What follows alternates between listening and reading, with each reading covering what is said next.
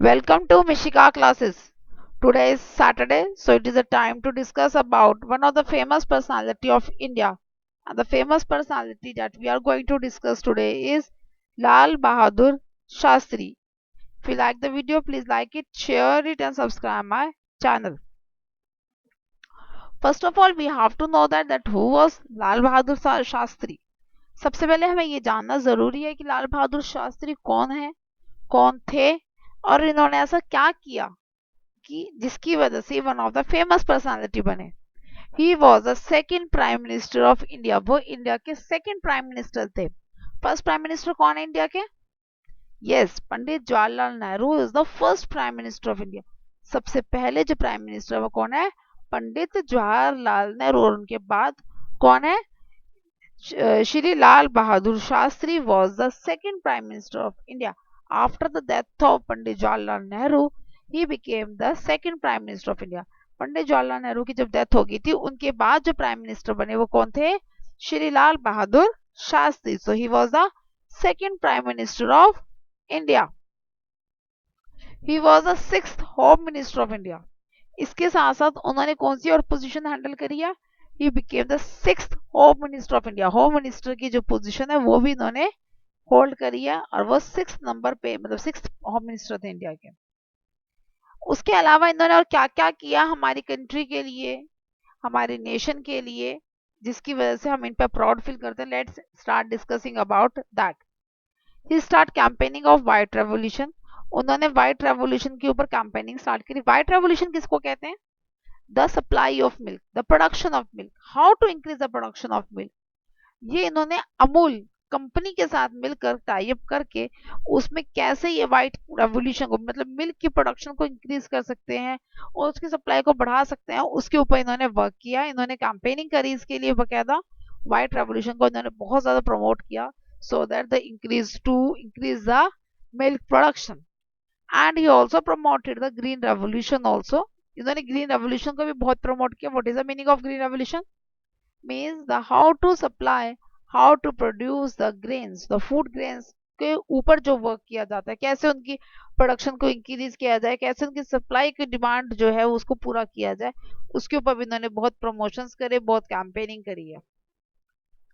Now and he was the first person that was awarded by the Bharat Ratan Award, and the award was given in 1966 और it is the highest civilian award.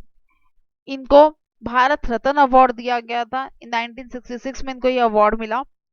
ये पहले भारतीय हैं जिनको ये award मिला. And he was the end this award was the highest civilian award. ये सबसे बड़ा सिविलियन अवार्ड है इंडिया का. Highest civilian award of India है ये, the Bharat Ratna award. And he was the first person, first human that he receive this award. ये पहले ऐसे पर्सन थे जिनको ये अवार्ड दिया गया. Now let's start discussing about some details of the Lal Bahadur Shastri, and these details are very important according to your competition exam point of view. competition exams की अगर हम बात की जाए तो उसके accordingly भी important है. what is the full name of Lal Bahadur Shastri? लाल बहादुर शास्त्री का full name क्या था? the full name was the Lal Bahadur Shrivastava. full name क्या था इनका? लाल Bahadur Srivastava. what is the nickname? nickname क्या था? the man of peace. इनको शांति बहुत पसंद है, इनको मैन ऑफ पीस इनका नाम रखा गया था इसी वजह से. इनकी डेट ऑफ बर्थ है 2 अक्टूबर 1904. इनका डेट ऑफ बर्थ क्या है? 2 October 1904. And the birth place for the Mughal Sarai in Uttar Pradesh. Uttar Pradesh में मुगल सराय में इनकी बर्थ प्लेस है, इनका बर्थ हुआ था. डेट ऑफ डेथ वॉज 11 जनवरी 1966. 1966 में 11 जनवरी को इनकी डेथ हुई थी. And the death place was the Soviet union. Soviet union में जो उजाकिस्तान भी जाना जाता है, वहां पर इनकी डेथ हुई थी. Let's start discussing about some details of the Lal Bahadur Shastri, how he works और इन्होंने क्या क्या किया. अब हम इनका सारा का सारा वर्क प्रोफाइल को हम डिस्कस करेंगे. His father died when he was 1.5 year. जब ये 1.5 साल के थे, 1.5 ईयर के थे, तब इनके फादर की डेथ हो गई थी. इनकी मदर की डेथ तो इनके बहुत ही जब 3 मंथ्स के तभी हो गई थी. 1.5 साल की एज में इनकी फादर की भी डेथ हो गई. और इनके इसी वजह से इनका जो बचपन था his childhood was very very struggling, उनका जो चाइल्डहुड था, जो इनका बचपन था, वो बहुत ही ज्यादा स्ट्रगलिंग रहा है. He used to carry books on his head while going to school when he had to cross the river. जो इनका स्कूल था, बेसिकली इनका स्कूल में जाने के लिए इनको एक रिवर पड़ती थी, उसको क्रॉस करना पड़ता था. ही हैज नो मनी, क्योंकि इनके फादर मदर दोनों ही नहीं थे, तो इनके पास मनी नहीं थी, पैसे नहीं हुआ करते थे. So instead of giving money to the boatsman, जो बोटमैन थे उसको पैसे देने की जगह ये क्या करते थे, ये अपनी बुक्स को और अपने क्लोथ्स को अपने सिर के ऊपर रख लेते थे, और ये तैर कर जो चल कर जो है बेसिकली उस रिवर को क्रॉस करते थे. बोट्समैन को ऑफर करता था कि वो इनको वैसे ही छोड़ देगा, but he refused to take any type of help from him, वो उससे कोई भी तरह की हेल्प नहीं लेना चाहते थे. He did not like boring anything, ये बोरो करना इनको पसंद नहीं था, तो he did not like that, तो इसीलिए किसी से फेवर लेना इनको पसंद नहीं था.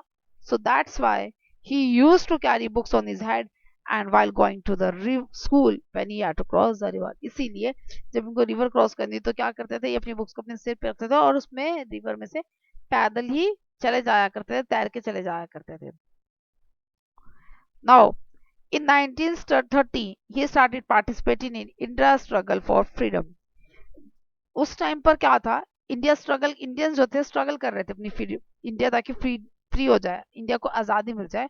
तो 1930 में इन्होंने भी उस चीज में पार्टिसिपेट करना स्टार्ट कर दिया, उसको ज्वाइनिंग कर ली, and he for the struggle for the freedom. In 1925 he done his bachelor's degree from the Kashi Vidyapeeth and awarded by the title of Shastri. 1920 में इन्होंने अपनी बैचलर्स डिग्री को कंप्लीट किया. इन्होंने अपनी बैचलर्स डिग्री जो थी वो काशी विद्यापीठ से कंप्लीट करी थी. तो जब इनकी बैचलर्स डिग्री बहुत ही अच्छे मार्क्स से हुई थी, स्कॉलर के साथ इनकी जब डिग्री पूरी हुई, तो एज अ अवार्ड तो काशी विद्यापीठ ने जब स्कॉलर डिग्री इनको दी, तो उनका जो टाइटल था क्या दे दिया, शास्त्री. तो and he used to use that Shastri word at the age it in his name. उन्होंने अपने नाम के अंदर इसको नाम में ऐड करना ज्यादा अच्छा लगा, तो उनका जो नाम था वो क्या बन गया, Lal Bahadur Shastri instead of Lal Bahadur Shrivastava. Actual name तो उनका लाल बहादुर श्रीवास्तव था, बट बिकॉज इनको ये अवार्ड मिला था जब इन्होंने अपनी बैचलर्स डिग्री को पूरा किया था, तो इनका नाम क्या चेंज हो गया, Lal Bahadur Shastri. He used to wear dhoti kurta, इनको धोती कुर्ता पहनना बहुत पसंद था, ये हमेशा ही धोती कुर्ता पहनते थे. In 1947, during his Minister of Police and Transport, he used water jet instead of लाठी on the cover. जब 1947 में इनको एज अपॉइंट किया गया था the minister of police and the transport, इनको जो डिपार्टमेंट मिला था वो कौन सा था, minister of police and the department. तो भीड़ इकट्ठा हो गई, उस भीड़ को दूर करने के लिए, उस भीड़ को खत्म करने के लिए उस टाइम पर क्या रूल था, लाठी चार्ज किया जाता था. But he was the first minister, ये पहले ऐसे मिनिस्टर थे जिन्होंने उस भीड़ के ऊपर लाठी चार्ज करने की जगह पानी की बौछार यानी कि वाटर जेट का यूज करना ज्यादा बेटर समझा, क्योंकि उसे चोट भी नहीं लगेगी और भीड़ जो है वो अपने आप ही खत्म हो जाएगी. And he was the first minister to pass this order, ये वो पहले मिनिस्टर थे जिन्होंने ये ऑर्डर पास किया था. In 1951 he appointed as the general secretary.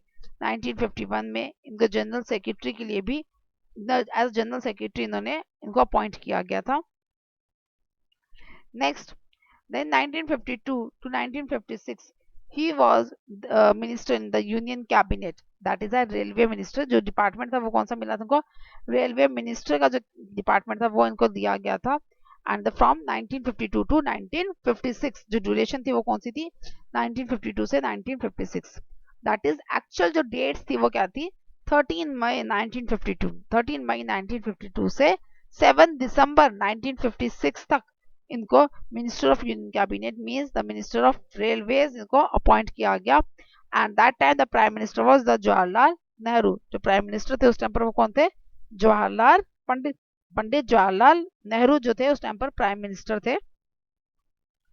He resign taking the responsibility for the railway accident. 1966 में एक रेलवे एक्सीडेंट हो गया, उसमें 144 जो थे, जो उसमें ट्रैवलर्स थे, उनकी डेथ हो गई. तो taking the responsibility of that, उसकी रिस्पॉन्सिबिलिटी इन्होंने खुद अपने कंधों पर ली कि मेरी ही कुछ गलती रही होगी एज अ मिनिस्टर, ये इनकी मॉरल रिस्पॉन्सिबिलिटीज बनती हैं. तो इन्होंने उस पोस्ट से ही रिजाइन कर दिया। After that in 1961 to 1963 he was appointed as a minister in home affairs। 1961 से 1963 तक ये मिनिस्टर ऑफ होम अफेयर्स में यानी कि होम मिनिस्टर की पोस्ट पे इनको हैंड ओवर की गई and the dates for the 4 April 1961 to 29 August 1963। 4 April 1961 से लेकर 29 अगस्त 1963 तक ये होम मिनिस्टर रहे and he was the sixth home minister of the India. ये सिक्स होम मिनिस्टर थे इंडिया के and that time the prime minister was again Pandit Jawaharlal Nehru.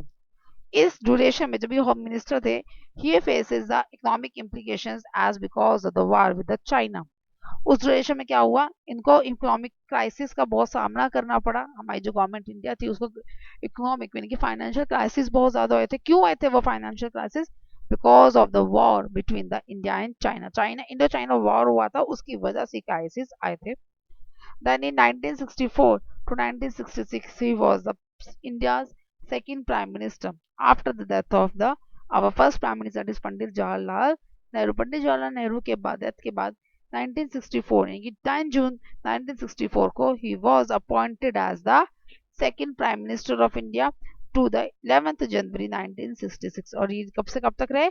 9th जून 1964 से लेकर 11th जनवरी 1966 तक सेकेंड प्राइम मिनिस्टर रहे इंडिया के। And that time the president was the सर्ववल्लभ भाई Radhakrishnan and the vice president was Zakir Hussain.